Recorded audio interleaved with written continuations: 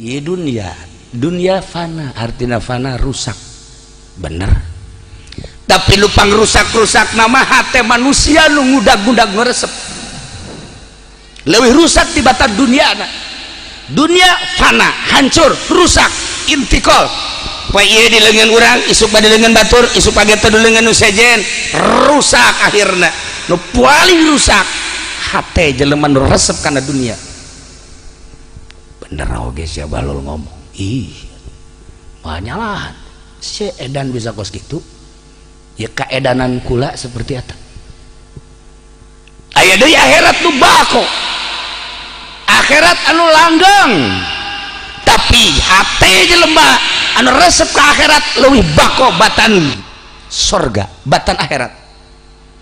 Sorga yani akhirat bako tetap langgeng hartina walaupun didamel ku Gusti Allah makhluk eta teh tetapi jang nyadiakeun ahli-ahli Allah. Nah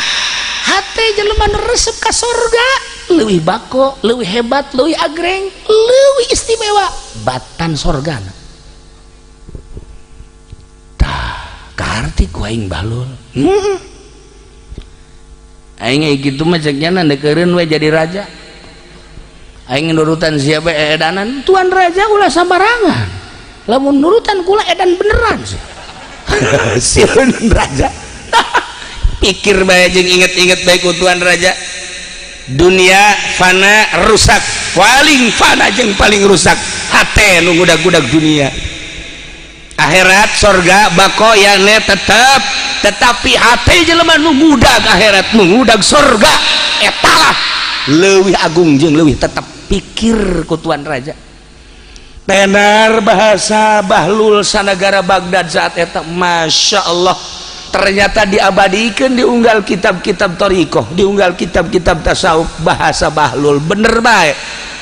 Jadilah kuari urang bisa ngaca dunia teh rusak, nu leuwih rusak hate jelema tidak terkecuali apa pejabat, apa petani, apa pedagang, apa kiai nu ngudag-ngudag dunia leuwih rusak batan dunia. Ngudag dunia keagungan, kemuliaan, jabatan, materi leuwih rusak. Kejadianan aja jelema hayang jadi gubernur, apapun yang terjadi leuwih rusak. Hayang jadi presiden, apapun yang terjadi leuwih rusak. Hayang jadi RT bae kuari mah acak-acakan leuwih rusak. Tetapi lamun jelema resep ka sorga, sorga teh bako, sorga teh tetep hate anu resep kana sorga. Caki Bahlul leuwih agung, leuwih mulia, leuwih istimewa batan sorgana. Geus teh hayangeun di dunia mah ihi edanan sote jero hatena hayang akhirat, jero hatena hayang sorga. Lamun urang geus hatena hayang ka sorga pasti mendekat ka Gusti Allah. Mimiti jadi alim naik berarti ka belah ditu nama tina alim teh ka dituna teh jadi sholih, tina sholih naik ka belah dituna jadi wali. Lamun geus jadi wali Allah bakal mere karomah cak Ki Bahlul. Bahlul sia ulah sok ngomong bae coba tembogan karomah sia. Sia bangunna ieu lain jelema edan sia. Ih tanyakeun ka batur edan. Ngan aing mah lain edan dunia, edan Allah. Nu kadeuleuna naon ku aing ngan Allah bae. Ngan sia mah moal karti. Coba Bahlul tembongkeun coba ku sia. Naon coba kaistimewaan sia? Ih. Engke bae lamun perang. Engke bae lamun perang kula milu. Kebeneran rencanana saat eta sabulan deui bakal perang ngalawan kafir.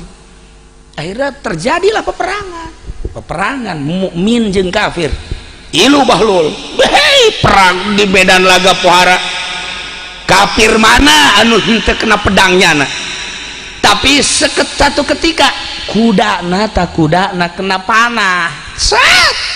golepak pae cekel ku Ki Bahlul pae sia kuda aing bakal pae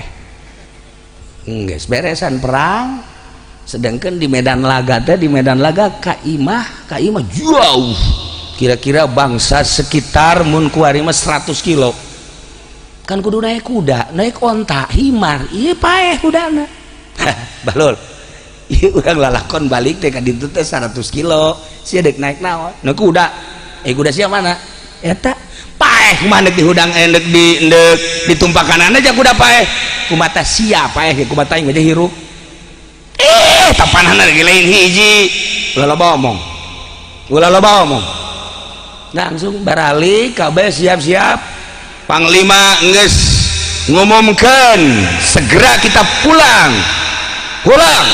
dengan kendaraan yang kita miliki yang kendaraannya mati maka ikut dengan kendaraan-kendaraan yang ada. Dahlul neuk milu ka mana moal milu ka mana ini sia balik kumaha naik kuda dasar bahlul sia edan teh dipaksakeun sia mah sia teh aing nu edan sia teh aing nu edan ye aing nyebut ku raja disebut edan padahal mah edanan nyana raja ka aing nyebut sia bahlul edan cak teh aing mah edanan raja itu aing mah jelema bener cinta Allah raja cinta dunia edan bener geus loba omong cak raja teh balik ayo akhirna didelegeun ke bahlul usap kuda udah sia hamba Allah aing hamba Allah paeh teh ku Allah hirup sakedeung atuh sia hirup hudang kuda geus we tumpakan sia balik ke mahnya kabeh ulah teu kaget bahlul bisa hirupan kuda atuh ai kitu mah engke emak urang bapak urang lamun paeh maningan kaki bahlul ditiup ku nyana harirup deui hebat bahlul bahasa bae udah perhatikeun ku kabehan si bahlul balaguanana cenah kuda bisa hirup deui heran aing mah kaki biasa bae 100 km datang ka ieu mah papa ku anakna bah selamat alhamdulillah ya cekel ya les kuda ya ayo bawa ke itu kaleuweung emang kunaon kitu kubur aya abah sok nanaonan kubur daripada paeh di dieu ge bau bangke gegeran ieu mah ngan sakadar injeuman da Allah injeuman naon pan ieu mah kuda abah injeuman hirupna teu harti cak anakna ye ieu mah lain kuda abah kuda Allah kamari dibeli jadi nu abah ngan hirupna abah nginjem deui ka Allah beuh bisa nginjem hirup bahlul masyaallah bahawa ku anakna kaleuweung nu kira-kira teu baueun barang kira-kira cak anakna di dieu ye kuburan mah ye geus moal kaambe ku masyarakat gelepek paeh kuda cak anakna ya bener ieu mah paeh kuda aju kaparangi ku ahli-ahli anu perang teh tadi keurnaon sia ngubur kuda aduh aing heran ka abah sia emang kuda paeh bisa ditumpahkan emang paeh ti ditu kene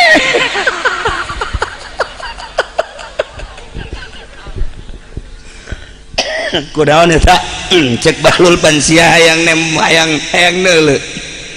neuleuh kemonesan tah ahli Allah mah ahli Allah seperti eta aing lamun lain nganasehatan ka sia nganasehatan ka raja moal aing geus kitu kan kulantaran aing geus kaadong kita nganasehatan raja tah engke di akhirat hayang naon di dunia bae di dunia geus kitu di dunia bae geus hayang naon bae bisa komo di akhirat tuh ulah ki bahlul teh mah di Baghdad beuh zaman beladieun Tuan Abdul Qadir ai eta nu kukula sok didongengkeun di pangajian Mama Syatibi jeung Mama Nahrawi jeung Mama Syujai masantren tuh ka Cilimus teh Mama Sobari disebut teh ya eta teh Ciwedus Cilimus teh murid Mama Khalil berangkatkan di dia tiluan teh 3 sekawan Mama Syatibi Mama Nahrawi Mama Syujai berangkat lempang pan baheula mah tengah-tengah leuweung ka ditu jauh peuting kira-kira jam 11 aya warung leutik mah hiji didinya mampir korenganan mampir didinya pamajikan nu boga warung paeh maot keur ceurik we cik ieu kunaon Pak pamajikan ninggal cek atuh ninggal moal diceurikan nya moal hirup deui lain kitu cek teh atuh aya teh cerik-cerik acan mah beusi jore bae kabejana ya macem-macem geus ieu mah santri kan cek tukang warung cemuhun anakna aya di saya nggak wudu orang maca yasin kan ya tiluan we mama Syatibi Gentur mama Nahrawi Kresek mama Syujai Tasikmalaya langsung maca yasin beres maca yasin dan tilu balik lalagaan weh ieu lamun ditepakeun sok hirup ka sok hirup aya tah batak lain leutik-leutik kiai mama Gentur mama Kresek jeung mama Syujai beh ditepak naonna tepak ieu coba aku sia tepak ditepakan ku mama Syatibi plek plek jeung bun-bunana plek 3 kali hudang atuh si aki-aki je bisa hudang deui atuh hirup deui cenah biasa we kitu hudang deui je tapi ku cek mama Kresek tapi lamun ditepakeun sok paeh deui coba 1 kali 2 kali 3 kali gua lepak deui toh pake lalagaan Mas santren kene geus jara di wali nu mantap teureun-eureun nu zarah ka Gentur teureun-eureun nu zarah ka mama Kresek teureun-eureun nu zarah lamun lain incuna jara di Muhammadiyah mah disertop harita ku incuna mama Syujai mah kula zarah ka dinya dipertanyakeun harita tahun 81 tahun 82 teu meunangeun kitab bapana teh diasup-asupkeun ka kolong ditindihan jara di Muhammadiyah ka karak ayeuna bae tah kula zarah deui tahun kitu 98 zarah deui ka dinya ti Banjar geus diterima salah sahiji incuna nu geus masantren ngalang buana nyieun pasantren ahli sunnah wal jamaah dongengnyana alhamdulillah can ayeuna kukula di perangan Muhammadiyah zarah boingeun makamna geus bagus mama Syujai lain letik-letik jelema anak nama jarah di Muhammadiyah atuh sah ai kitu mah mamana luhung anakna boga yayasan can sabaraha tah mah can sabaraha batur mah jadi Muhammadiyah jadi Wahabi jadi Persib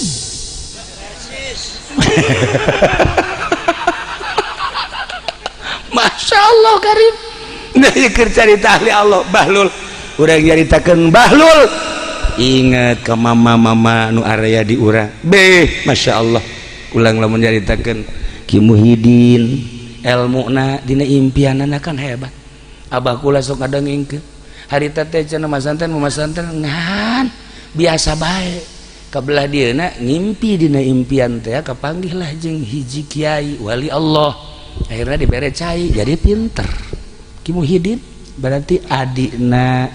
Kiai di dina Madin apa lanjut kakaknya tuh babak kula mapan di ditu di kosami masantena nah kabelah dieuna ngaji Samarkondi abah teh di Ki Muhyiddin teh kapan keluar mama Syatibi atuh mantekna luar biasa beuh Samarkondina luar biasa santri kula ge geus pagahan mantek mantek kore martil di bawa bae jeung ragajina malah mah mada begitu ngaji pandit takrir baru takrir Ki Muhyiddin almarhum almaghfur lah mun takrir teh lain di deuleu takriranana langsung abah kula ge jada langsung kula ngaji Samarkondi ngaji sulam langsung tara deuleu takriran kuari mah masantren ka Wardoy masantren ka Ciberem beh takriran sabeca teu muat atuh magahan teh takriran nu masalah sih ngan ieu carita otak bae leungit mah leungit takriranna mal magahan ngaji kunaon ieu prebe takriran leungit teu magahan ngaji Ki Muhyiddin abah jago jasa kula inget ngaji di almarhum abah deh mantek teh qauluhu qauluhu komo cenah Ki Muhyiddin mah emang kumaha satu ketika ngaji Samarkondi poho meureun leng Masya Allah encan anggeus wallahu a'lam bishawab geus eureun penting salat meureun Ki Muhyiddin almarhum ngimpi kumaha ngimpina neuleuh langit bulan caang 14 tanggal 14 turun ke handap set nyanana dina impian sare dina impianana nyana nu ngimpi tapi di jero impianana nyana sare turun ta bulan datanglah ka dieu plek hudang barang hudang aya sapu tangan di luhur nang saha eta sapu tangan dibuka Masya Allah isi sanu mah sapu tangan geus teu pikiran kana ilmu memikiran teh isa impian kok bisa nyata turun bulan ka dieu ternyata aya sapu tangan geus we teu boga pikiran ku kumaha kunaon eta sapu tangan teh dia sukeun ka dieu maca kitab nu kamari dek diaji teh samarkon di poho dikitukeun tah si sapu tangan ka dieu geun dibirikeun bae asal maca kitab hese sapu tangan dikadiekeun jadi bisa asal maca kitab nu hese sapu tangan dikadiekeun bisa eueuh nu teu bisa eta almarhum Al-Maghfurah Ki Muhyiddin tah teangan sapu tanganna di mana maksudnya lamun iya misalnya maca kitab ya jangan mah hese kabeh pan atuh meureun sapu tangan ya taluk aing ka sia ya itu mah nu hese teh hiji dua ieu mah kabeh bong cek sapu tangan itu sapu tangan masyaallah abah dongeng ahli-ahli Allah teu sambarangan komo urang nyaritakeun Abu Ya Cidahu masyaallah kula bae ge ngaji ka dinya di benak hate teh di benak aya nu ditanyakeun masalahna aya hiji kiai ngaharamkeun make cincin haju kula nyaho ala kadar dina Bukhari jah sunnah nyaho dina fikih teh jah sunnah cara makena geus santri mah tugas jelas tapi kiai ngaharamkeun akhirna deuk nanyakeun ka Buya ngaji malam Salasa harita teh masyaallah eta Buya ngaji malam Salasa eta ieu cinggir datang ka dieu make cincin kabeh di dia ka dia pakai cincin meureun suku mun kadeuleu mah dicincinan kunyana nyurah kikieuan we nyurah kakula deui teu sia ka aing ieu guru Buya ka aing nyurahkeun teh pan Buya mah kitu nu dibaca mah ieu surah malain kan Buya mah kitu geus kajawab geus berarti henteu teu haram ayo ka jempol-jempol make cincin eta ahli Allah mah geus katebakeun gimana cerita lain keur agul cerita katebak menebak ku kula Buya kula lamun berangkat kan di dieu teh jam 11 kadang jam 10 daripada ngalamun sok maca Yasin keur katalar keneh kuring teu maca Waqiah bagi kolot jadi beuge poho lam yakunil teu katalar si ieu tabarok gitu lah osok kos kitu tah kunaon tah barang datang ka di surah ku Buya bener di mobil majeknya daripada ngadengekeun lagu daripada ngobrol teu paruh atuh mending maca Yasin tabarok Waqiah jata mah aing berarti kan nyahoeun mantap kula sok nebak ka si ieu tah lain deui budak hayang kawin bener bae atuh naon malancrit pan ieu na mancrit teu mancrit parfumna ge lain sembarangan set berarti ieu bar balek dodolog ieu makan lokal tah ieu keur carita ahli Allah bahlul mah edanan ahli Allah teh kuari masya Allah karim ngangsong-ngangsongkeun diri lain goreng emang hese tipikal tipe wali Allah subhanahu wa ta'ala malam ieu urang di dieu ngahaolan ahli Allah nu dicaritakeun ahli Allah ku urang abeh naon urang kasinaran ku ahli Allah subhanahu wa ta'ala dongeng politik capek dongeng ekonomi teu kebedag ku urang dongeng budaya moal aya anggeusna tapi dongeng wali Allah seputar ahli Allah nyelecep kana hati siga nu edan padahal teu siga nu salah padahal teu omonganana sakecap nyata omonganana tara diatur ahli Allah mah tapi jadi kenyataan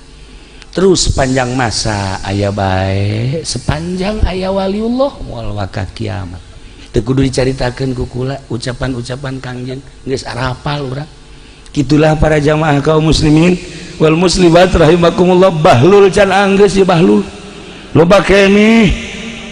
masyaallah ieu kadang-kadang nurutan bahlul si bahlul mah pandahar bae ngana mah dahar mun aya jelema dahar bae nah ieu geus sarua ngana mah aya jelema dahar bae atuh bahlul beneran ieu mah ya para jamaah kaum muslimin wal muslimat rahimakumullah bahlul dipanggil deui ku raja titah ngasehatan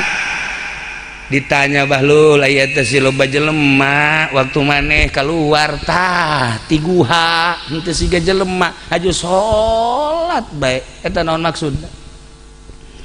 cek bahlul cinta Allah tilu rupa hiji cinta Allah cinta datang ka kaedanan geus di mana bae iraha bae pasti ibadah nu nyana resep deuk salat bae deuk puasa bae deuk maca Quran bae deuk zikir bae urusan nyana moal aya waktuna sebab teu kakurung ku bulan keberang jeung peuting ku waktu. Itulah cinta Allah datang ka keedanan majnun lillah. Nomor kedua, ku anfusakum wa ahlikum naro, sieun ka neraka nu mantak ibadah teh. Sebab di neraka teh aya kalajengking neraka, sebab di neraka teh aya kalabang neraka, di neraka teh aya orai neraka, hartina diciptakeun tina seuneu berbagai hewan-hewan nu urang sieun diciptakeun ku Gusti Allah tina seuneu. Sanggup urang ka neraka model kos kitu? Kakaraku kala dunia ge, kakaraku kala jengking dunia, kakaraku kalabang dunia, urang geus sieun komo engke diciptakeun tina seuneu. Ku anfusakum wa ahlikum naro, aya jelema ibadah ka Gusti Allah sieun ka neraka. Nomor kaduana ibadah ka Allah resep kana surga. Salamun alaikum bima sabartum fa ni'ma uqbadar, cek Kibahlu. Kasalametan keur aranjeun kabeh.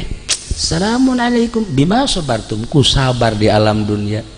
dibere gering sabar jati Allah, dibere sehat sabar jati Allah. Hartina pakai ibadah bae ka Gusti Allah, sabar tina maksiat ditinggalkeun, sabar dina taat terus bae. Bima sabartum fa ni'ma uqbadar, surga pang bagus tilu rupa bae sakitu hirup mata cinta ka Allah teh. Nomor kahiji cinta ka Allah majnun lillah,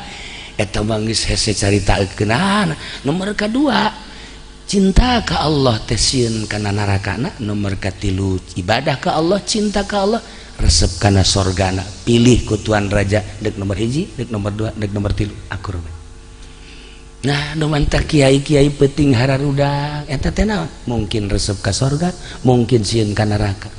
Ari anu ngarora mah meureun mun ditanya maot teh wajar, moal waka, ulah waka. Ieu mah nu kolot bae. Kira-kira mah haji lamun isuk paeh daek. Geus kolot teh garepkeun naon deui. Maksudna naon deui? Masih embung keneh bae. Tanu mantak embung ditanya paeh teh lantaran nyana henteu pede, henteu percaya diri di jero kuburan bakal senang. Tapi lamun waliullah mah, para solihin, para jelema-jelema muqarrabin, beuh ditanya kumaha lamun maot isukan, ulah isukan ayeuna. Kunaon eta ku percaya-percayana diri bahwa di jero kubur teh senang, nikmat, ngeunaheun. Bahkan waliullah mah loba anu ngadoa ka Allah, Gusti lah ieu pamaningan beresan bae abdi mah daripada panjang umur tambah dosa maning ayeuna mun sakira-kira ayeuna geus dihampura dosa. Urang mah can orang pan ngadoa kos kitu. Can orang mah ya goni agni. Gusti bere kasugihan abdi Gusti ngadoa ongkos sugih henteu pan. Iya karib tuh batur mah paeh teh maot teh diharapkan sebab nikmat. Kunaon eta? Ku kayakinan di jero kubur teh aya naimul qabri, aya kesenangan kubur. Di jero kubur teh aya naimul qabri, kesenangan kubur. Ku yakin-yakinna di jero kubur aya naimul qabri. Ahli Allah mah ahli Allah di mana-mana ditanya maot siap biasa. Aisi ieu mah lantaran teu boga kayakinan bakal senang di jero kubur. Kayakinanna ka nu hiji deui. Nu hiji deui teh azabul qabri. Di jero kubur teh aya siksa kubur tah. Ketika manehna ditanya, "Daek mengaji pae?" Heula. Emang kunaon? Aing mah kadinya yakin. Sebab naon? Sebab ketika pilpres ilu kampanye kabere duit ku pamarentah, eta duit eta pan jadina bahaya ka jero beuteuh. Moal pede ai kiai onam ieu tangkorakna ieu. Itu emang duit bener eta kos kitu. Geus teu pede. Dagang nyana teh dagang karung pernah dibalikeun deui sa mobil. Kunaon eta? Dioplos. Eta kan berarti tanda-tandanya nak keyakinanna kana siksa kubur. Ya salat Jumat ge, salat Jumatnya mah dikhawatirkeun ku ulang remburna. Sebab naon? atuh asup ka masjid ninggalkeun sendal jepit balik sendal kulit. Iya.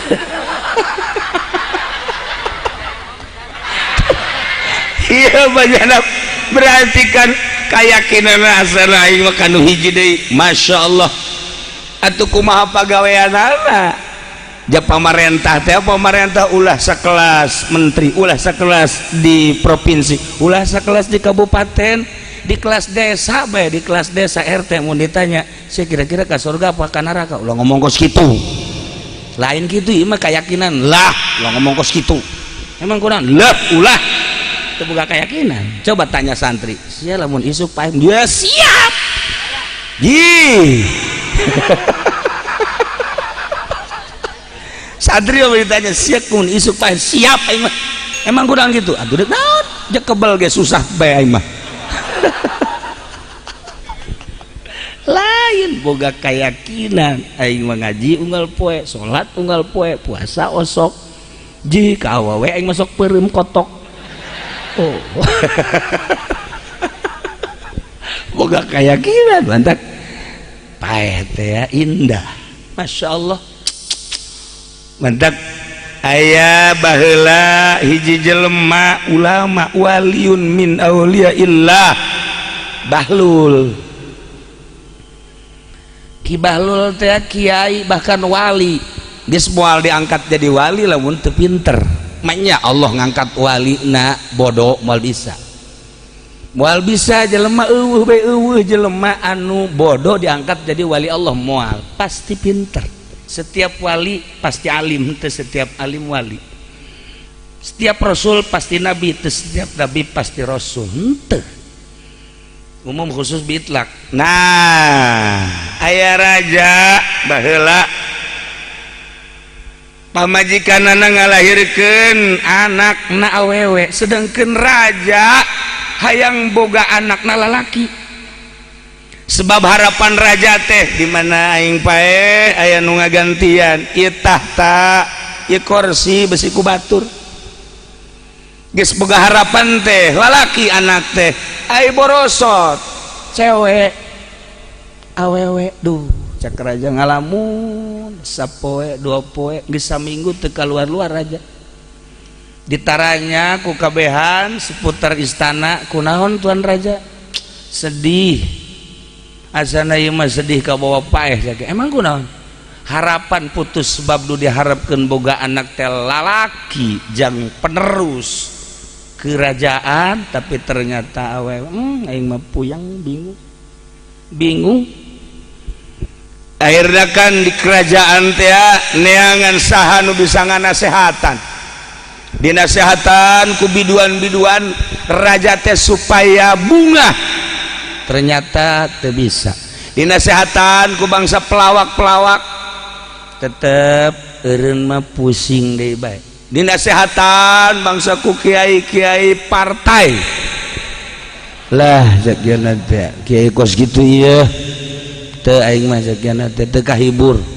dinasehatan ku kiai pamarentah kerajaan janyana gobar kerajaan di kerajaan teh kiai sarualah jakeuna teu kahibur ai teu kahibur kabelah dieuna makin sedih makin kuru raja makin sedih makin kuru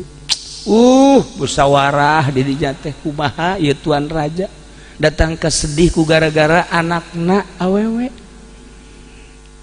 coba atuh cak pamajikanna saha nu bisa nganasehatan coba teh angan ayeuna kabejakeun kanu edan teh tadi Bahlul teh kan edan nya edanan Bahlul mah lamun di lembur edanan tapi lamun perang masyaallah gagahna luar biasa Bahlul lamun di lembur mah nya mah edan kadeuna ku budak leutik di hareureuyah budak leutik ngiring-ngiring manehanana lalagaan edan bae tapi lamun perang musuh asal ngolebar sikat gagah berarti asli nama henteu edan pan ari ieu mah edan asli edan asli edan dunia edan cewek edan teh ngaranna edan asli aya kacaritakeun ge aya ge nu edan cenah Bahlul coba sugan bisa nganasehatan pro dan kontra tuh banyak nu edan bisa nganasehatan itu kadang-kadang nyana ngomong nama lempeng doh nya nu edan lempeng ngomong ih coba ge tanggap nyana malah ditanggap soal agama lempeng nyana mah tapi lamun soal dunia kerajaan tahta wanita nyana mah edan beneran teu hayang tapi lamun cerita syariat cerita agama lempeng nyana mah coba orang bawa ka ditu ayeuna nyana didatangan ku pihak kerajaan begitu dirayu supaya nganasehatan raja emang raja kunaon matak dinasehatan iya nyana sediheun boga anak harapan nana lalaki prak awewe aju nyana wari teh sedih geus dinasehatan ku biduan ku pelawak ku kiai-kiai tetep teu kanasehatan sugan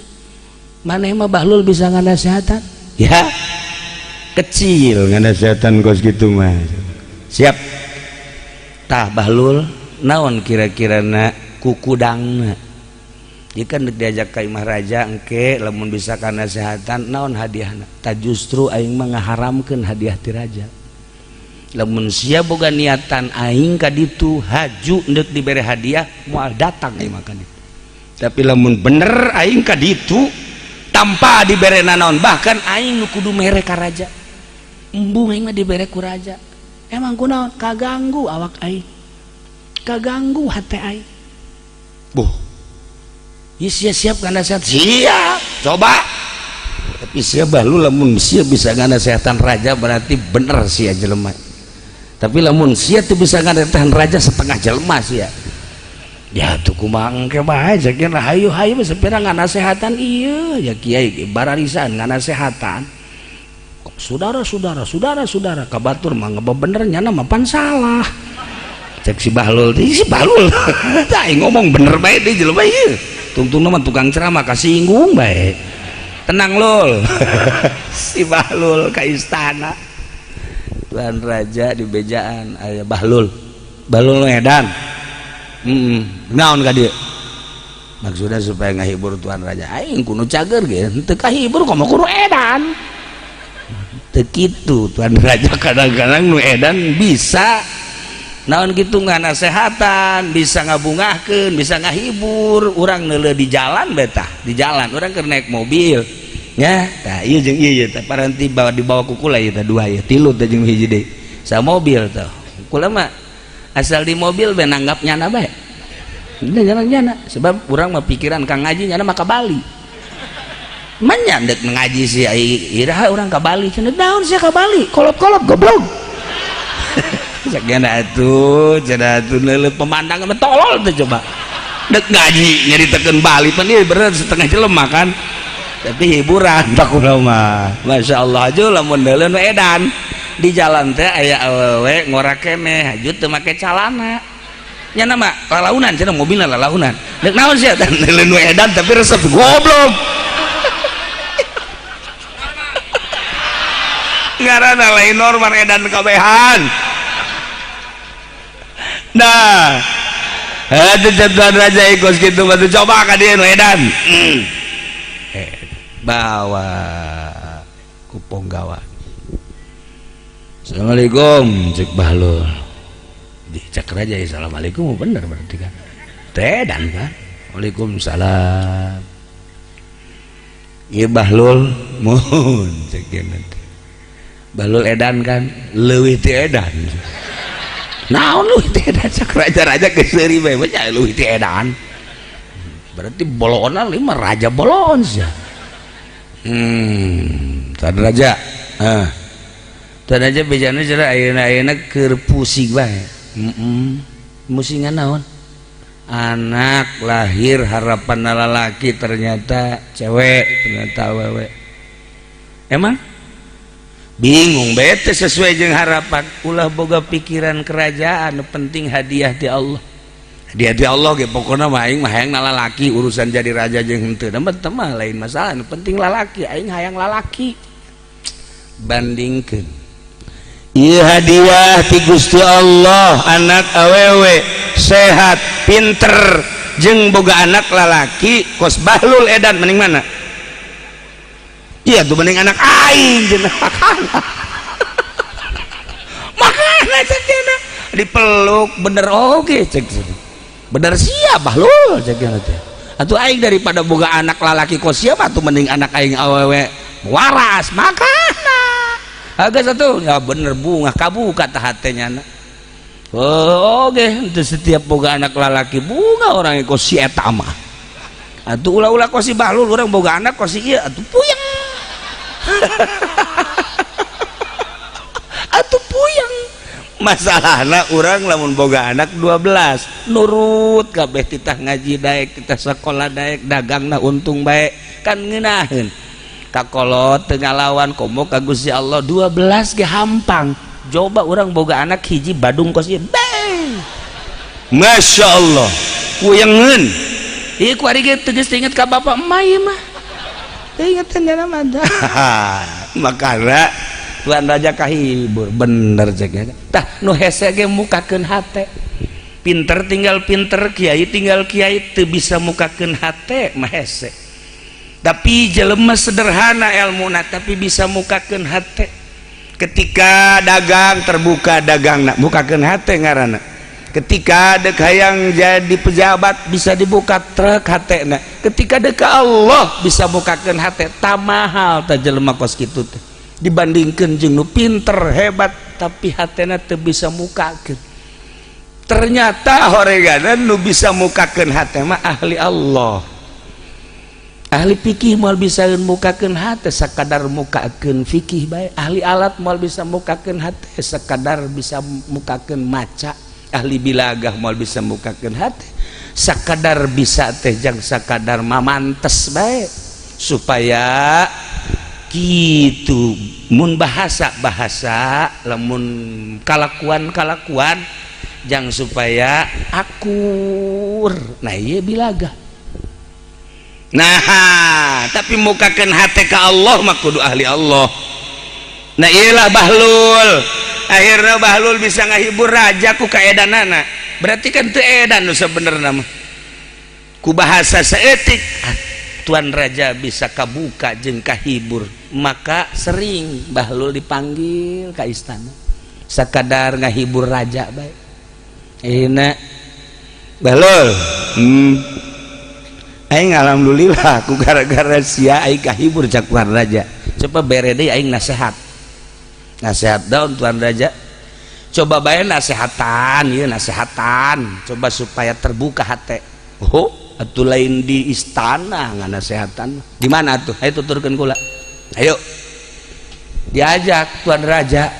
dibawa ku bahlul nasehat terus diwiti kota juga kampungan cek Tuan Raja dibawa ka mana aing bahlul hayu bae cenah aya dinasehatan ayo brus ka kuburan bahlul sia dan laonan ye nganasehatan mah kudu di dieu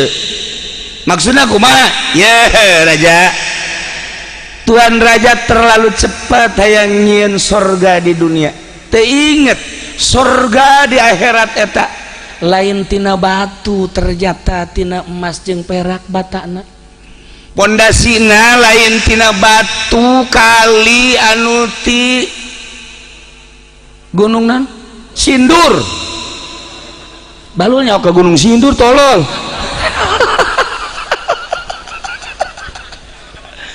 cek balul lain batu gunung ti gunung Sindur lain ternyata batu pondasina di sorga mah iya adalah tina mutiara kentengna tina emas perak mutiara jeung sajabana terlalu cepet lamun urang hayang boga imah cara di perumahan terlalu cepet urang mun hayang boga imah cara istana terlalu cepet lain eta imah urang mah engke sabada kiamat cak Raja bener oge pernah edan tapi kieu nasehatanana sia mawa aing ka kuburan deuk naon tuh bahlul kieu maksudna ieu teh tadi jero kuburan ieu teh istana kuburan kadeleuna tapi istana ngaco sia bahlul iya tuh lain bahlul teu gaco mah cak raja puyeng anjing sia maksudnya naon ieu teh kuburan kadeleuna tapi ternyata istana ieu teh coba jelaskan Kangjeng Rasul di Madinah katinggalin nama makom tapi horeng jadi istana para sahabat Sina Abu Bakar Umar Utsman Ali kadeleuna mah di kuburan luhurna di jero nama jadi istana para aulia Allah Tuan Syekh Abdul Qadir Al-Jailani Ibnu Athaillah Imam Kusyairi jeung berbagai wali-wali Allah Imam Syafi'i Hambali Hanafi Maliki katinggalin nama kuburan tapi di jero nama istana jeung berbagai ulama-ulama salafus sholihin ulama terus sampai kiamat kadeleuna mah luhurna kuburan jero nama istana lamun lain wali jeung lain ulama tanya ke awak sorangan raja kira-kira iya tuan raja mun paeh istana apa siksa si nyinggung aing iya tuh lain bahlul lain gitu bah aing mah bahlul sekian aja atuh aing mah meureunnanan meureun narakanya atuh emang kunaon tuan raja nu mantak boga kayakinan neraka duit rakyat aing dileg-lega beh ieu mah raja lain nu kuari mah tuh lain raja bae RT ge kitu sial teh bahlul Masya Allah Karim omonganana nyelekit kana hati tapi bener bahlul wali Allah edanan nu kuari mah nu edan wawalian dah ieu bae ge KTP-na KH ieu KH manya tukang karung KH boloon teh si budak pajar kiai haji horenganan karung hejo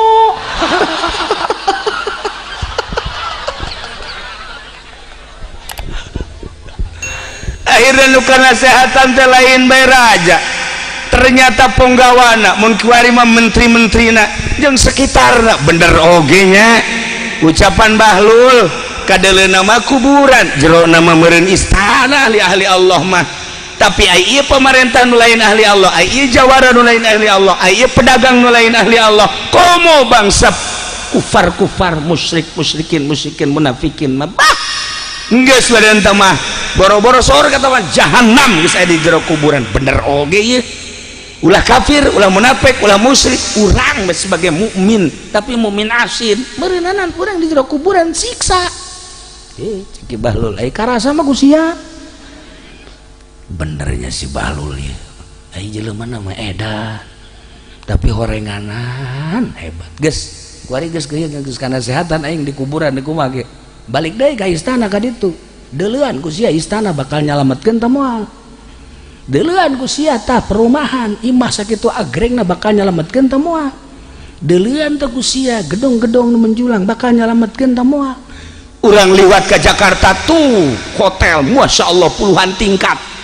urang mah lamun urang lewat ke Jakarta deuleu hotel eta teh saha nu ngeusianana kula masuk bau kipirean kitu ja ya sieun mah datang ka kiamat ge jeung moal atuh moal teu jahueun kartuna ge teu jahueun meuli da sabaraha duit jajana mah aya ka Jogja bae teh asup ka hotel lain hotel teh mah kos kitu mah anu Masya Allah Karim ini bahlul muhara bahlul geus datang ka istana teh geus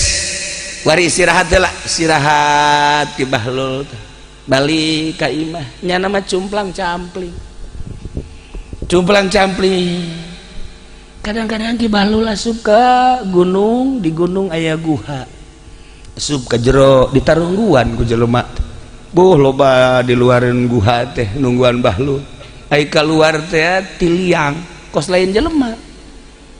percis penghuni gunung hewan-hewan sebab laut beungeut geus teu kadeuleu siga beungeut jelema pakaian cumplang campling kaluar tiliang gunung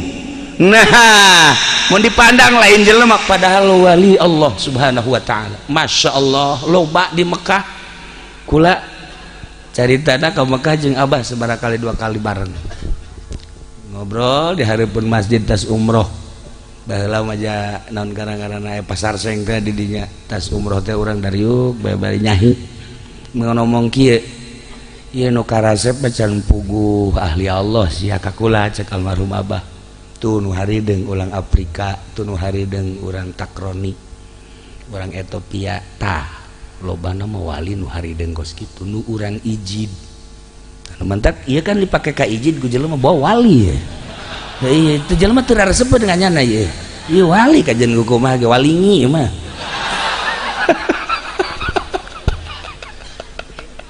Masya Allah bahlul deh kos gitu keluar ti liang ge bahlul ditarungguan ku jelema loba Masya Allah tidinya sholat Allahu Akbar di jam 8 sholat euleun zuhur cek jelema urang kumaha ngobrol aja si bahlul zuhur langsung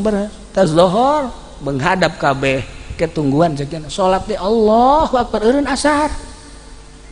si bahlul kumaha ya betas asar lagi hangkeut datang ke jam 5 karak sholat mantap sholat wiridan baca Quran eureun maghrib ditoel deh kayak bahlul keheula sakedeung cek cenah Allahu Akbar sholat awabin 20 rakaat datang ka isya cek anu datang ka dinya ieu si urang nonton sholat nonton sholat mantas isya sudah pada ngobrol deh kayak cara kula boga wiridan heula talar pan nama Quran ai sia malamnya kunil kan pohoan ya 5 juta ya lamnya kunil hayo ya lamnya kunil aing wani mere duit ya kudu percayaan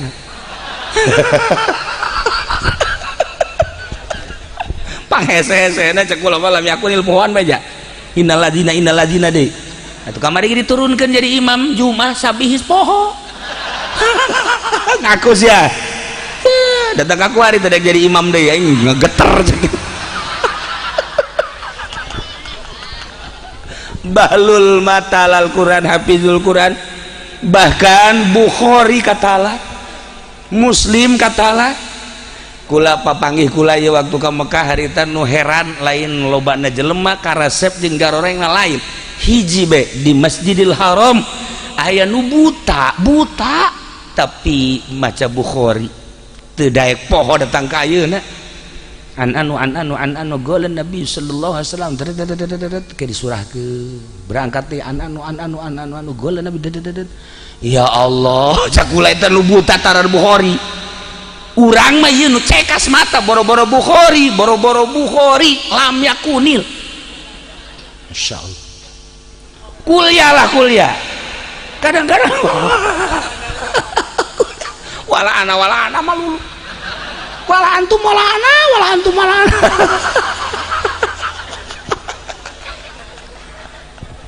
pamangi kula di Mekah saumur hirup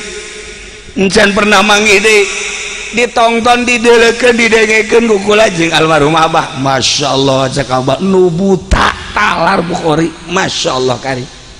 mantak hayang ziarah ke Imam Bukhari kungsi ka makam Imam Bukhari ke Uzbekistan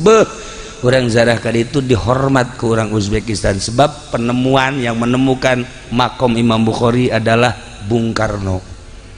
ziarah ka itu orang lila kula mah di jero teh sebab aya opat tegedep bus setiap bus asup kalau letik tempat dah keluar kula nu mimpin di jadi lila kula mah di jero teh sieu mah hampir teu asup kemenangan pajar lain orang Indonesia begitu arasup yang ini jangan ceknya emang kenapa ini orang takroni yang ini namun kukulat tadi betot bah Indonesia ada sama-sama Indonesia cekulat tuh sarwa oh Indonesia lah ada wajah takroni juga ada di Uzbekistan mah Masya Allah awet tegareli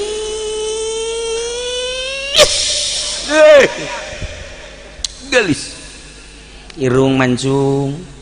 rata-rata bulu mantak bareng bulu matana berhenti rata-rata senyumna Masya Allah kulitna putih lain berem lain hidung lain iya karim orang Uzbekistan pohara garelisna iya si embung balik barang dek bakal wadek di meja emang udah bogoh jasa atuh lain si anu bogoh itulah bogoh tante ulah mikiran siapa bogoh kayak itu nah nya atuh balik sia mantong tapi gelis ge teresep kumaha teresepna teu mikih barodo sementara ieu mah setelah dijajah ku komunis halal hancur ngadengkeun carita anana ceuri kula di ditu kunaon eta hese di ditu mah teu ngisang geulis tapi teu ngisang meper itu cai loba tapi teu digunakeun karena encan dididik meper make batu make tisu jadi tas ngising teh meper set ieu ge ngilu atuh ngilu cara urang ditu ja WC na ge na caian di mana bae ge atuh sarua milu nuturan urang ditu ieu cenah nuturkeun urang dieu set di kantongan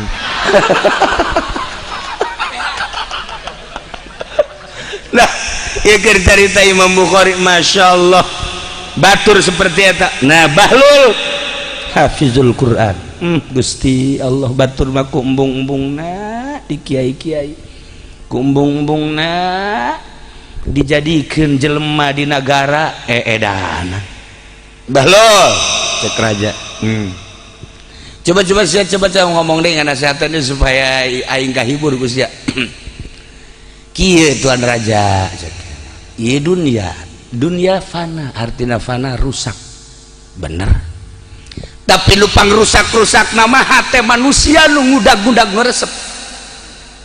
leuwih rusak tibatan dunia fana hancur rusak intikal poe ieu di leungeun urang isuk bade leungeun batur isuk page teh leungeun nu sejen rusak akhirna nu paling rusak hati jelema nu resep kana dunia bener oge sia Bahlul ngomong banyalah si edan bisa kos gitu ya kaedanan kula seperti eta aya deui akhirat nu bako akhirat anu langgeng tapi hate jelema anu resep ka akhirat leuwih bako batan sorga batan akhirat sorga yani akhirat bako tetep langgeng hartina walaupun didamel ku Gusti Allah makhluk eta teh tetapi jang nyadiakeun ahli-ahli Allah nah hate jelema nu resep ka sorga leuwih bako leuwih hebat leuwih agreng leuwih istimewa batan sorgana tah kaharti ku aing Bahlul aing kitu mah cek nya ndeukeureun we jadi raja aing nurutan siapa edanan tuan raja ulah sambarangan lamun nurutan kula edan beneran sih siun raja pikir bae jeung inget-inget baik tuan raja dunia fana rusak paling fana jeung paling rusak hate nu ngudag-ngudag dunia akhirat sorga bako yane tetep tetapi hate jelema nu ngudag akhirat nu ngudag sorga etalah leuwih agung jeung leuwih tetep pikir ku tuan raja tenar bahasa Bahlul sanagara Baghdad saat eta Masya Allah ternyata diabadikeun diunggal kitab-kitab thariqah diunggal kitab-kitab tasawuf bahasa Bahlul bener bae jadilah kuari urang bisa ngaca dunia teh rusak nu leuwih rusak hate jelema tidak terkecuali apa pejabat apa petani apa pedagang apa kiai nu ngudag-ngudag dunia leuwih rusak batan dunia ngudag dunia keagungan kemuliaan jabatan materi leuwih rusak kejadianan aja lemah hayang jadi gubernur apapun yang terjadi leuwih rusak hayang jadi presiden apapun yang terjadi leuwih rusak hayang jadi RT bae kuari mah acak-acakan leuwih rusak tetapi lamun jelema resep ke sorga teh bako sorga teh tetep hate anu resep kada sorga caki Bahlul leuwih agung leuwih mulia leuwih istimewa batan sorgana geus teh hayangeun di dunia mah edanan sote jero hatena hayang akhirat jero hatena hayang sorga lamun urang geus hatena hayang ka sorga pasti mendekat ka Gusti Allah mimiti jadi alim naik berarti ka belah ditu nama tina alim teh ka dituna teh jadi salih tina salih naik ka belah dituna jadi wali lamun geus jadi wali Allah bakal mere karomah cak Ki Bahlul sia ulah sok ngomong bae coba tembongkeun karomah sia sia bangunna ieu lain jelema edan sia tanyakeun ka batur edan ngan aing mah lain edan dunia edan Allah nu kadeuleunan naon ku aing ngan Allah bae ngan sia mah moal karti coba bahlul tembongkeun coba ku sia naon coba kaistimewaan sia engke bae lamun perang engke bae lamun perang kula milu kebenaran rencanana saat eta sabulan deui bakal perang ngalawan kafir akhirnya terjadilah peperangan mukmin jeung kafir ilu bahlul perang di medan laga pohara kafir mana anu henteu kena pedangnya tapi satu ketika kudana kena panah set golepak paeh cekel ku ge bahlul siap kuda aing bakal paeh geus beresan perang sedangkan di medan laga kaimah jauh kira-kira bangsa sekitar mun kuari mah 100 kilo kan kudu naik kuda naik onta himar ieu paeh kudana bahlul ieu urang lalakon balik teh ka ditu teh 100 kilo sia deuk naik naon naik kuda kuda sia mana eta paeh mana di hudang endek ditumpakan aja kuda paeh kumata sia paeh kumata aing aja hirup tapanana lagi lain hiji ulah loba omong langsung barali kabeh siap-siap panglima geus ngumumkeun segera kita pulang dengan kendaraan yang kita miliki yang kendaraannya mati maka ikut dengan kendaraan-kendaraan yang ada. Dahlul neuk milu ka mana? Moal milu ka mana aing? Sia balik kumaha? Naik kuda. Dasar bahlul sia. Edan teh dipaksakeun sia mah. Sia teh aing nu edan saja. Sia teh aing nu edan. Ye. Aing nyebut ku raja disebut edan padahal mah edanan nyana. Raja kaing nyebut sia bahlul edan cakate aing mah edanan raja itu aing mah jelema bener cinta Allah raja cinta dunia edan bener geus loba omong cak raja teh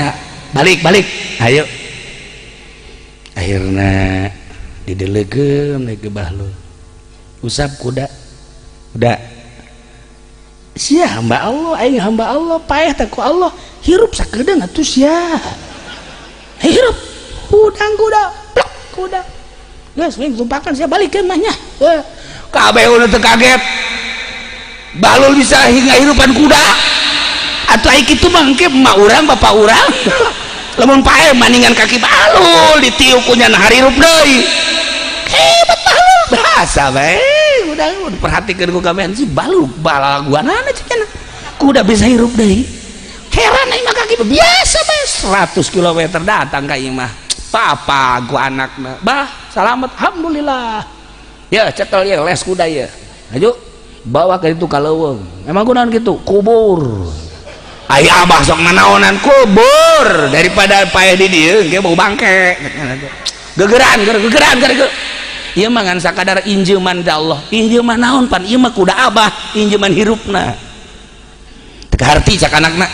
ye ieu mah lain kuda abah kuda Allah kamari dibeli jadi nu abah ngan hirupna abah nginjem deui ka Allah beuh bisa nginjem hirup bahlul masyaallah bahawa ku anakna kaleuweung nu kira-kira teu baueun barang kira-kira cak anakna di dieu ye kuburan mah ye geus moal kaambe ku masyarakat gelepek paeh kuda cak anakna ya bener ieu mah paeh kuda aju kaparangi ku ahli-ahli anu perang teh tadi kenaon sia ngubur kuda aduh aing heran ka abah sia emang kuda paeh bisa ditumpahkan emang paeh ti ditu kene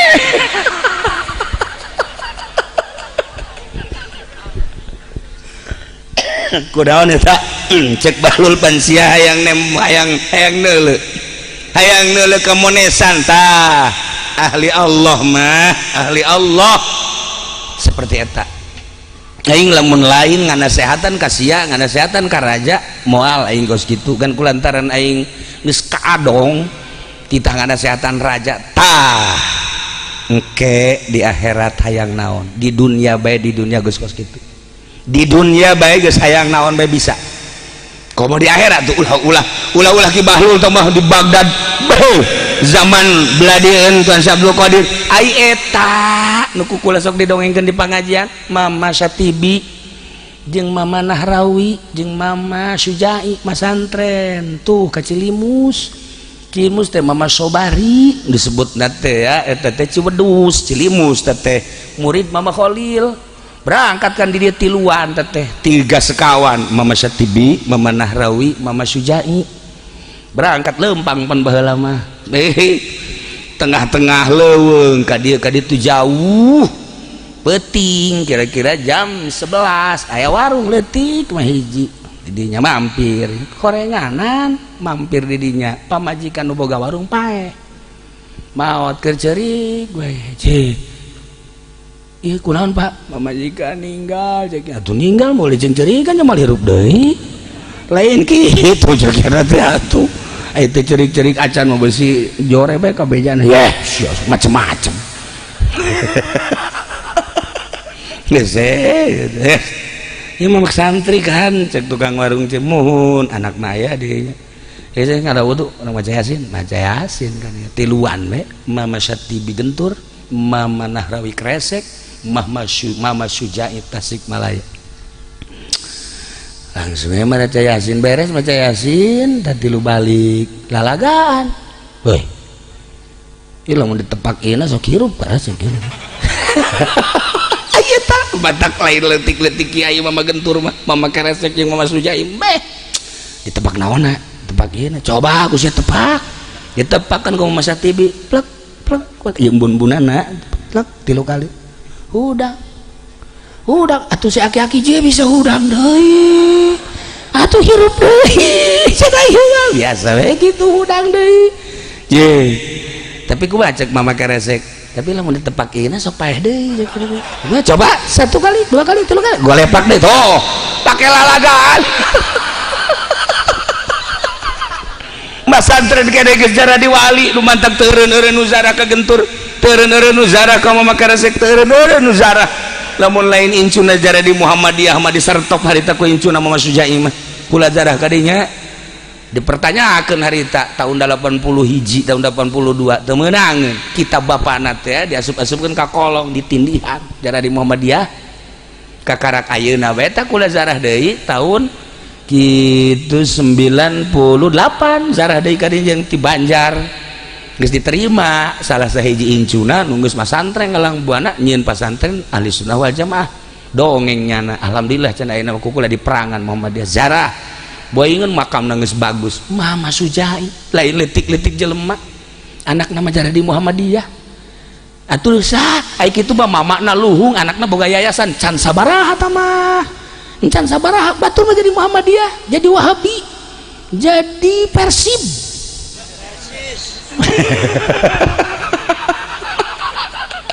Masya Allah Karim nah ieu keur carita ahli Allah Bahlul urang nyaritakeun Bahlul ingat ke mama nu area di urang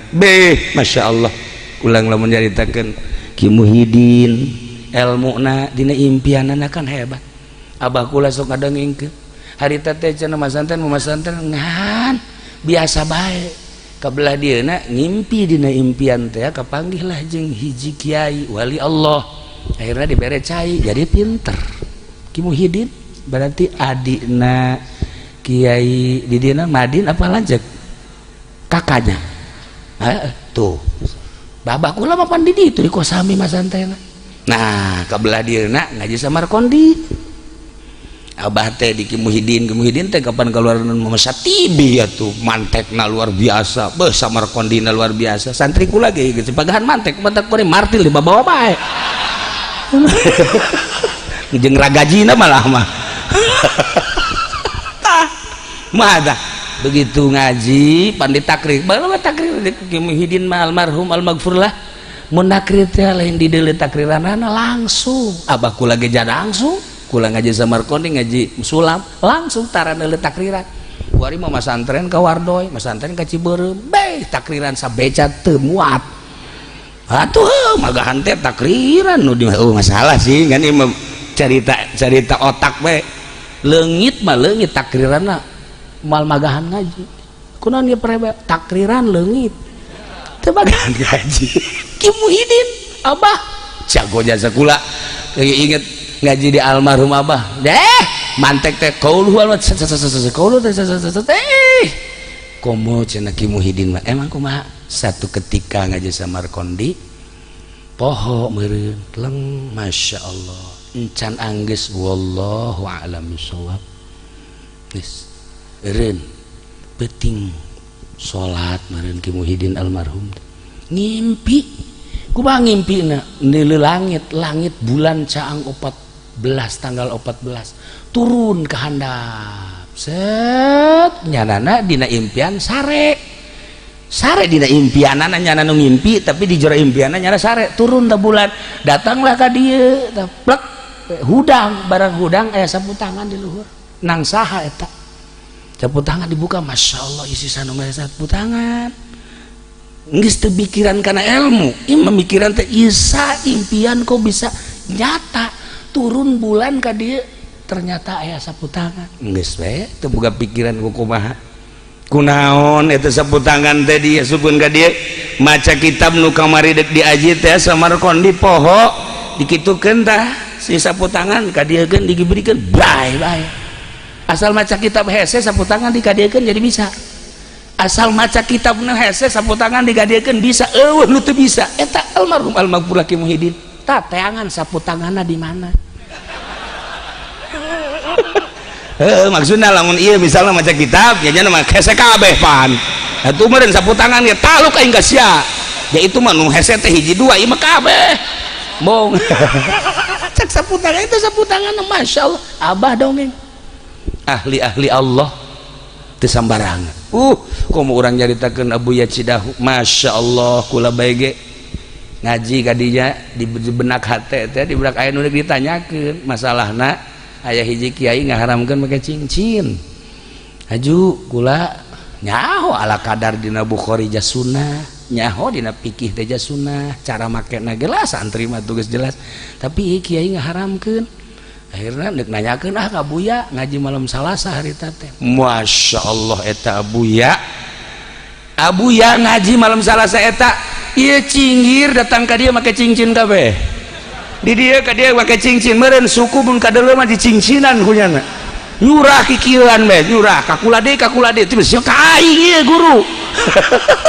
Buya kaing dah nyurahkeun teh pan Buya mah kitu nu dibaca mah ieu surah mah lain kan Buya mah kitu geus kajawab geus berarti henteu teu haram ayo ka jempol-jempol make cincin eta ahli Allah mah geus katebakeun gimana cerita lain keur agul cerita katebak menebak ku kula Buya kula lamun berangkat kan di dieu teh jam 11 kadang jam 10 daripada ngalamun sok maca Yasin keur katalar keneh kuring teu maca Waqiah bagi kolot jadi bege poho lamnya kunil teu katalar si ieu tabarok gitu lah osok kos kitu tah kunaon tah barang datang ka di surah ku Buya bener di mobil majaknya daripada ngadengekeun lagu daripada ngobrol teu paruh atuh mending maca Yasin tabarok Waqiah jata mah aing berarti kan nyahoeun mantap kula sok nebak ka si tah lain deui budak hayang kawin bener bae atuh naon malancrit pan ieu na mancrit teu mancrit parfum ge lain sembarangan set berarti ieu bar balek dodolog ieu mata nu kitu tah ieu keur carita ahli Allah Bahlul mah eedanan ahli Allah teh kuari masya Allah karim ngangsong-ngangsongkeun diri lain goreng emang hese tipikal tipe wali Allah subhanahu wa ta'ala malam ieu urang di dieu ngahaolan ahli Allah nu dicaritakeun ahli Allah ku urang abeh naon urang kasinaran ku ahli Allah subhanahu wa ta'ala dongeng politik capek dongeng ekonomi teu kebedag ku urang dongeng budaya moal aya anggeusna tapi dongeng wali Allah seputar ahli Allah nyelecep kana hati siga nu edan padahal teu siga nu salah padahal teu omonganana sakecap nyata omongan antara diatur oleh Allah mah tapi jadi kenyataan. Terus sepanjang masa aya bae, sepanjang aya waliullah wal wakat kiamat. Teu kudu dicaritakeun ku kula ucapan-ucapan Kangjeng geus arapal urang. Kitulah para jamaah kaum muslimin wal muslimat rahimakumullah. Bahlul can anggeus ya bahlul. Loba kene. Masya Allah. Ieu kadang-kadang nurutan bahlul. Si bahlul mah pandahar bae nama. Dahar, mun aya jelema dahar bae. Nah, ieu geus sarua. Nya nama aya jelema dahar bae. Atuh bahlul beneran ieu mah. Ya, para jamaah kaum muslimin wal muslimat rahimakumullah. Bahlul dipanggil deui ku raja titah nasehatan. Ditanya Bahlul, aya teh si loba jelema waktu maneh kaluar tah ti guha henteu siga jelema aju salat bae. Eta naon maksudna? Cek Bahlul, cinta Allah tilu rupa. Hiji cinta Allah, cinta datang ka kaedanan geus di mana bae iraha bae pasti ibadah nu nyana resep. Deuk salat bae, deuk puasa bae, deuk maca Quran bae, deuk zikir bae, urusan nyana moal aya waktuna sebab teu kakurung ku bulan keberang jeung peuting ku waktu. Itulah cinta Allah datang ka kaedanan majnun lillah. Nomor kedua, ku anfusakum wa ahlikum naro, sieun ka neraka mantak ibadah teh. Sebab di neraka teh aya kalajengking neraka, sebab di neraka teh aya kalabang neraka, di neraka teh aya orai neraka, hartina diciptakeun tina seuneu. Berbagai hewan-hewan nu urang sieun diciptakeun ku Gusti Allah tina seuneu. Sanggup urang ka neraka model kos kitu? Kakaraku kala dunia ge, kakaraku kala jengking dunia, kakaraku kalabang dunia, urang geus sieun komo engke diciptakeun tina seuneu. Ku anfusakum wa ahlikum naro, aya jelema ibadah ka Gusti Allah sieun ka neraka. Nomor kaduana ibadah ka Allah resep kana surga. Salamun alaikum bima sabartum fa ni'ma uqbadar. Cek Ki Bahlul kasalametan keur aranjeun kabeh. Salamun alaikum bima sabartum, ku sabar di alam dunia, dibere gering sabar jati Allah, dibere sehat sabar jati Allah. Hartina pake ibadah bae ka Gusti Allah, sabar tina maksiat ditinggalkeun, sabar dina taat terus bae. Bima sabartum fa ni'ma uqbadar, surga pang bagus tilu rupa bae sakitu hirup teh cinta ka Allah teh. Nomor kahiji cinta ka Allah majnun lillah, eta mah geus hese caritakeunana. Nomor kadua cinta ka Allah teh sieun kana narakana. Nomor katilu ibadah ka Allah, cinta ka Allah resep kana sorgana. Pilih ku Tuan Raja deuk nomor hiji, deuk nomor dua, deuk nomor tilu akur. Nah, nu mantah kiai-kiai peuting hararudak eta teh naon? Mungkin resep ka sorga, mungkin sieun ka neraka. Urang milih nu mana? Urang lamun nyaritakeun seputar ahli thariqah, Ki Abdul Karim, Kiai Asnawi jeung sajabana, eta mah jelema geus lain sambarangan. Ja Ki Abdul Karim pan bisa hiber ti Mekah ka dieu. Ieu ge kadang-kadang hiber. Pernah nyana hiber nurutan si Asnawi, set anu ngajepret ragam. Mantak lamun ieu da dibuka pitak loba di dieu urutkeun. Tah eta bagus teu caritakeun mantak Maulana Hasanuddin di ziarahan atuh panahin sambarangan jelema. Itu Syekh Syarif Hidayatullah wali sanga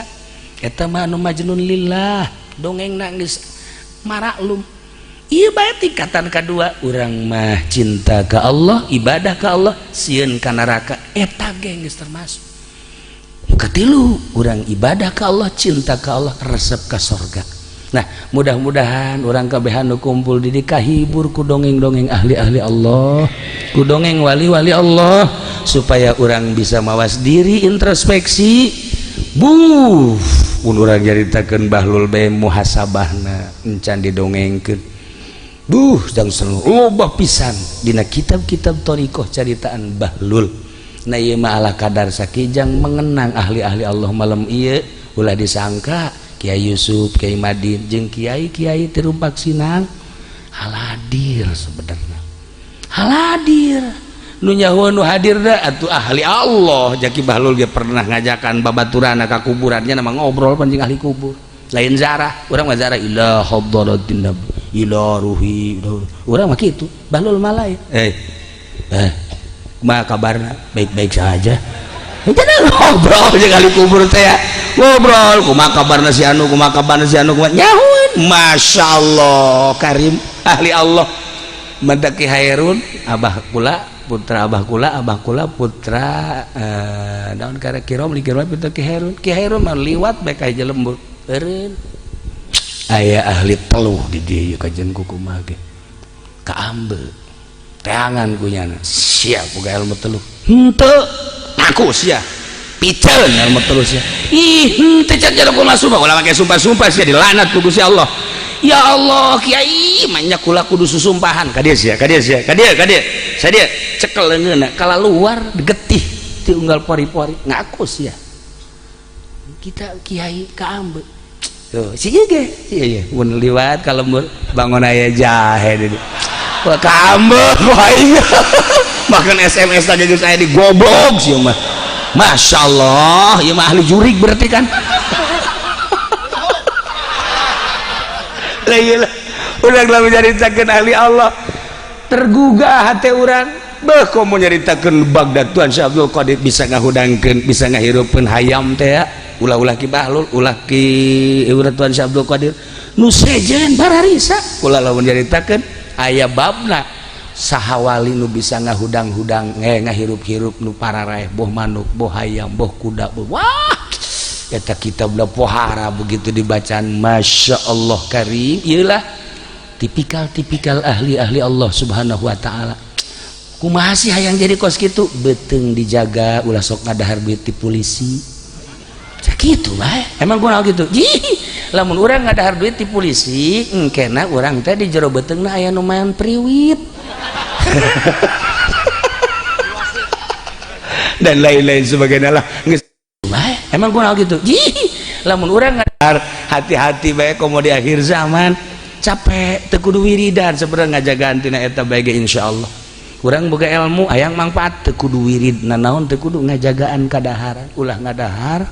duit nu kos kara itu insyaallah capek pas kitu teh capek Masya Allah karim nu urang mun nyaritakeun kiai ulama nu mantak hararebat hebat teh lain bisa hiber lain bisa nepak sancak hebat teh manfaat ilmu ngajaga kadaharan komo kiai proposal mah nanaonan nanaonan teu salah ngan teu jadi ahli Allah teu salah ngan sakadar neangan ilmu jadilah ahli ilmu ilmiah atuh bagus ieu mah keur carita ahli Allah ulah para jamaah kaum muslimin